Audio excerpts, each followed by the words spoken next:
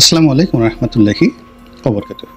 সম্মানিত দর্শক, কাশ্মীর নিয়ে সম্ভবত আরেকটি যুদ্ধ অনিবার্য হয়ে পড়েছে। এই যুদ্ধ পাকিস্তানের সঙ্গে ভারতের প্রাথমিকভাবে শুরু হতে পারে, আর সেটা যদি পরিপূর্ণ যুদ্ধ নাও হয়, মিনিমাম যদি সার্জিক্যাল স্ট্রাইক হয়, সেই সার্জিক্যাল স্ট্রাইকের যে পরিণতি এটি আফগানিস্তানে ছড়িয়ে পড়বে, এটি ভারতবর্ষের মাটিতে ছড়িয়ে পড়বে এবং বাংলাদেশেও তার আঁচ লাগবে। এই যে ঘটনাটি হঠাৎ করে শুরু হলো, সেটি হলো পাকিস্তান, যেটাকে বলা হয় পৃথিবীর ভূস্বর্গ, ইউরোপের যে সুইজারল্যান্ড সারা দুনিয়ার ভূস্বর্গ, এমনি এশিয়ার ভূস্বর্গ হোক বা যাই বলেন না কেন, অপরূপ প্রাকৃতিক সৌন্দর্যের যে লীলাভূমি, সেই লীলাভূমি ভারত অধ্যুষিত যে জম্মু কাশ্মীর, সেই এলাকাকে কেন্দ্র করে এই ভারত রাষ্ট্র সৃষ্টি হওয়ার পর থেকে ভারতের কেন্দ্রীয় সরকার যে অপতৎপরতা চালাচ্ছে এবং সেখানকার যারা অধিবাসী, তাদের মনে ভারত সরকারের বিরুদ্ধে যে বিক্ষোভ এবং বিদ্রোহ, এবং সেই বিক্ষোভ বিদ্রোহকে পুঁজি করে সেই আজাদ কাশ্মীর বলে পরিচিত পাকিস্তান অধ্যুষিত কাশ্মীর যে রয়েছে, এর সঙ্গে জম্মু কাশ্মীর একত্র হওয়ার জন্য, অর্থাৎ পাকিস্তানের অধিকৃত বা পাকিস্তান যে অংশটি রয়েছে, যেটিকে আজাদ কাশ্মীর বলা হয়, অর্থাৎ মুক্ত কাশ্মীর, এবং জম্মু কাশ্মীর যে এলাকাটি রয়েছে, সেই এলাকার মুসলমানরা পাকিস্তানের সঙ্গে আসতে চাচ্ছে প্রথম দিন থেকেই। এখন বিনিময়ে তাদেরকে স্বায়ত্তশাসন, আলাদা স্টেট থেকে শুরু করে আরও অনেক সুযোগ সুবিধা নেহরু দিয়েছেন, কিন্তু তারপরেও সেখানকার সমস্যা সমাধান হয়নি, বরং নরেন্দ্র মোদীর জমানাতে উগ্র হিন্দুত্ববাদীরা সেই পুরো পাকিস্তানে প্যালেস্টাইনের মতো ঘটনা ঘটানোর জন্য বা গাজার মতো সেখানে একেবারে পোড়ামাটি নীতি অনুসরণ করার জন্য তারা সরকারকে প্রতিটি মুহূর্তে প্রণোদনা দিচ্ছে। এরই ধারাবাহিকতায় কাশ্মীর সবসময়ই একটা উত্তপ্ত। সেখানে যারা বসবাস করেন অভিজাত মুসলিম সম্প্রদায়, এবং কাশ্মীরের জনগণের 98% হলো মুসলিম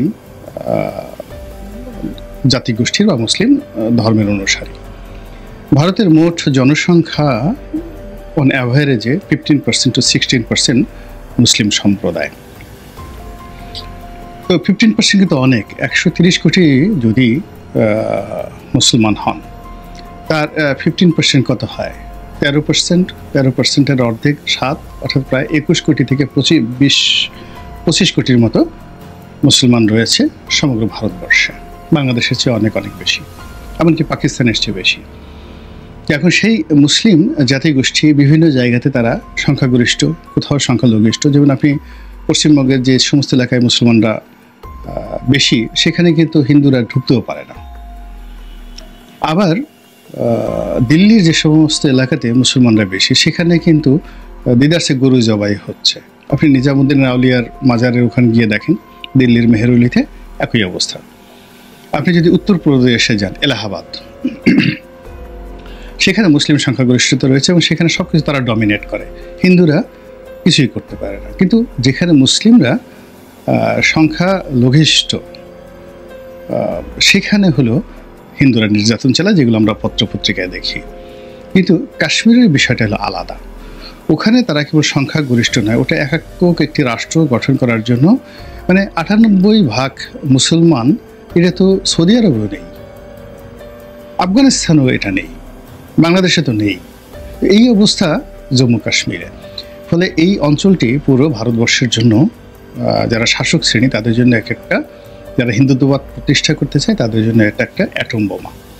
এই জন্য ছলে বলে কৌশলে এখানে সামরিক উপস্থিতি, এখানে দমন পীড়ন চালানো, এটা যেভাবে তারা চেষ্টা করে যাচ্ছে ভারত সরকার, তার সঙ্গে সঙ্গে আবার পশ্চিমাদের যে ইসলাম ফোবিয়া রয়েছে, সেই ইসলাম ফোবিয়ার কারণে তারা দিল্লির সরকারকে এই অপরাধ করার জন্য সবসময় মদত দেয়। কাশ্মীরে জঘন্য হত্যাকাণ্ড, অর্থাৎ মোদী যখন ক্ষমতা এলো তখন সেখানে যে মিলিটারি সার্জেন্সি চালানো হলো, সেখানে প্রায় 8 লাখ সেই সৈন্যকে ডিপ্লয় করা হলো। আবার বলছে 8 লাখ। একটা কাশ্মীরের মতো একটা জায়গাতে যদি 8 লাখ মিলিটারি ডিপ্লয় করে, মানে বছরের পর বছর সেখানে সব কিছু বন্ধ করে দেওয়া হলো, পশ্চিমের একটা ট্রু শব্দ করেনি। এর কারণ হলো ওই যে ইসলাম ফোবিয়া। আবার এখন ধরেন সারা দুনিয়াতে যেভাবে যুদ্ধের দামামা বাড়ছে, যেভাবে গাজাতে সমস্যা হচ্ছে, যেভাবে প্যালেস্টাইনের সমস্যা হচ্ছে, জেরিকোতে সমস্যা হচ্ছে, রাফাতে সমস্যা হচ্ছে, মানে ছোট্ট একটা এলাকা পশ্চিম তীর গাজা, এই পুরো এলাকাটাতে অল্প একটু জায়গা। তো এই অল্প একটু জায়গাকে আলাদা আলাদা ভাগ করে পশ্চিম তীরকে দিয়ে দিয়েছে মাহমুদ আব্বাস, এবং তাকে টাকা দিয়ে, অর্থ দিয়ে, ঠিক গাজাবাসীদের যা আশা আকাঙ্ক্ষা তার অ্যাগেনস্টে মাহমুদ আব্বাসকে দাঁড় করিয়েছে। তারাও যেটা একসময় পিএলও ছিল। এরপরে গাজার মধ্যে আবার কয়েকটা ভাগ তারা করে ফেলেছে। এই গাজার মধ্যে তারা কয়েকটা ভাগ করে ফেলেছে। একটা গ্রুপ ইসরায়েলকে সমর্থন দিচ্ছে, একটা লিবারেল গ্রুপ তারা যাকে বলা হয় মিশর, জর্ডানের সাথে যোগাযোগ করছে, আর একটা গ্রুপ একেবারে কট্টরপন্থী হয়ে তারা হামাস নাম ধারণ করে ইরানের মদতপুষ্ট হয়ে হিজবুল্লাহর সাথে নিয়ে, হুতিদেরকে সাথে নিয়ে যুদ্ধ করছে। এবং এই যে হিজবুল্লাহ সমর্থিত যে এলাকা বা হুতি সমর্থিত যে সম্প্রদায়, অথবা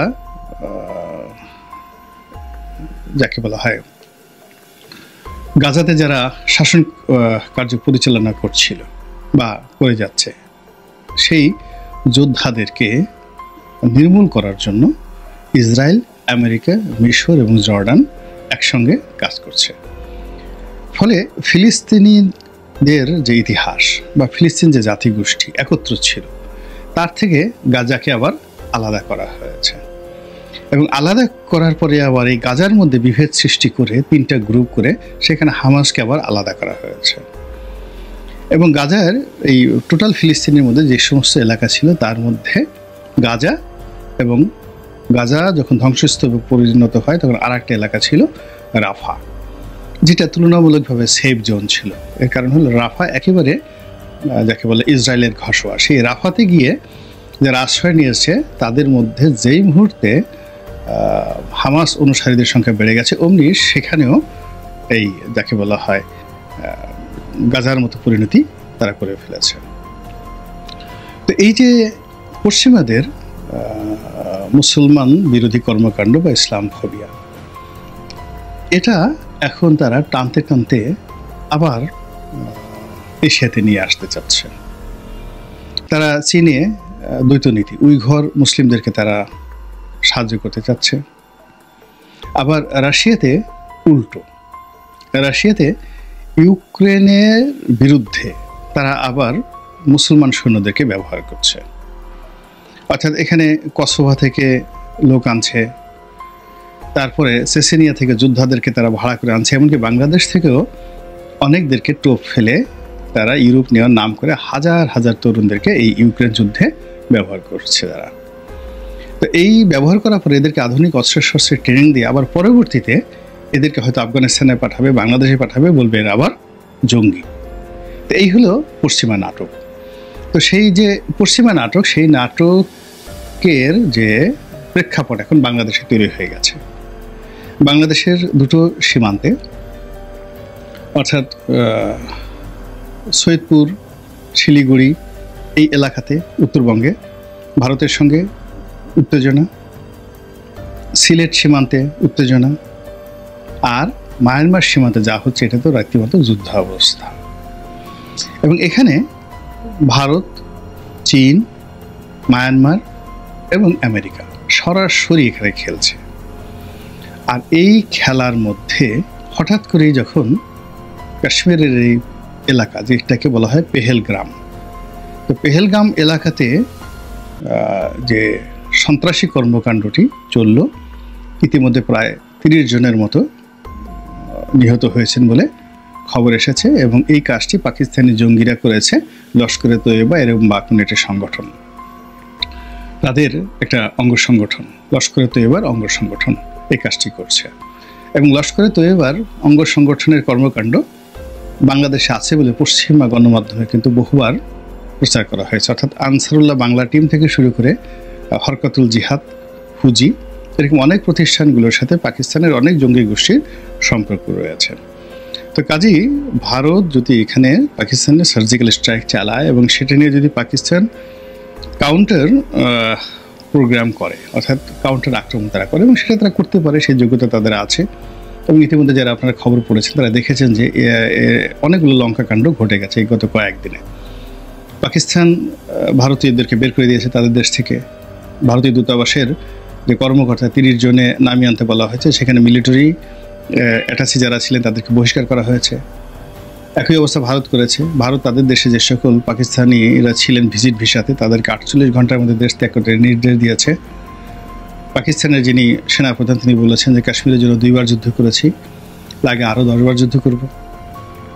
কিন্তু এটা যদি তাদের সীমান্তে অর্থাৎ ওয়েস্টার্ন ফ্রন্টে, ভারতের ওয়েস্টার্ন ফ্রন্টে এটা থাকতো, পাঞ্জাব ফ্রন্টে এটা থাকতো, কাশ্মীর ফ্রন্টে এটা থাকতো, তাহলে আমাদের কোনো সমস্যা ছিল না।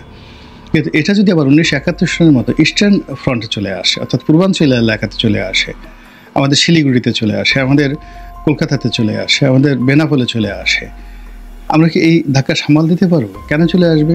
ইদানিং আপনারা দেখছেন যে পাকিস্তানের সঙ্গে বাংলাদেশে অনেক লেনদেন হচ্ছে, অনেক সম্পর্ক হচ্ছে, অনেক ব্যবসা বাণিজ্য হচ্ছে। এটা ভারতকে নানাভাবে উত্তেজিত করছে।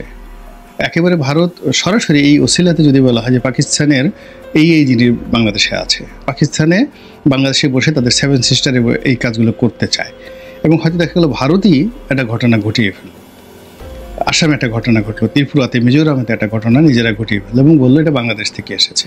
তাদের হাতে মিডিয়া আছে, আন্তর্জাতিক মিডিয়া আছে, আমরা কী করতে পারি বলেন?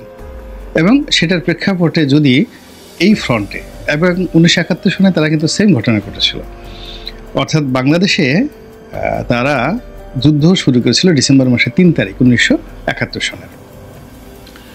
এর আগ পর্যন্ত তারা লজিস্টিক সাপোর্ট দিয়েছে, কিন্তু তারা সরাসরি যুদ্ধে নেমেছে 3 তারিখে। কিন্তু এখানে যুদ্ধ, অর্থাৎ এই পূর্বাঞ্চলীয় কমান্ডে যুদ্ধ শুরু করার আগে তারা কিন্তু ওয়েস্টার্ন ফ্রন্টে তারা যুদ্ধ শুরু করেছিল ভারত, অর্থাৎ পাঞ্জাব রেজিমেন্ট যেটাকে বলা হয়। ইন্ডিয়ার যেটা, ইন্ডিয়া তো পাঞ্জাব রেজিমেন্ট রয়েছে, পূর্ব পাঞ্জাব, পশ্চিম পাঞ্জাব, তো এরকম। তো সেখানে তারা প্রথম যুদ্ধ শুরু করলো, তারপরে এসে দ্বিতীয় দফাতে এই পূর্বাঞ্চলীয় অঞ্চলে তারা যুদ্ধ শুরু করলো। এখন ঠিক সেম খেলাটা 1971 সালে যে খেলাটা ভারত খেলেছে, পাকিস্তানে যেখানে পরাজয় হয়েছে, ঠিক সেম খেলাটা আবার যদি ভারত শুরু করে, অর্থাৎ প্রথমে তাদের ওয়েস্টার্ন ফ্রন্টে তারা পাকিস্তানের সাথে যুদ্ধ করলো এবং ওইটার ওসিলা ধরে তারা ইস্টার্ন রিজনে তারা আবার আক্রমণ চালালো। আক্রমণ চালানোর পরে তারা বললো যে এখানে আমরা আমাদের নিজস্ব প্রতিনিধি, বিশ্বস্ত লোকজন বসাবো, আপনাদেরই জননেত্রী, আপনাদেরই বঙ্গবন্ধু কন্যা, জাতির পিতার কন্যা। আচ্ছা বলেন তো কেমন হবে নাটকটা? আল্লাহ আমাদেরকে বিপদ এবং বিপদে থেকে রক্ষা করুন, হেফাজত করুন। আসসালামু আলাইকুম ওয়া রাহমাতুল্লাহি ওয়া বারাকাতুহু।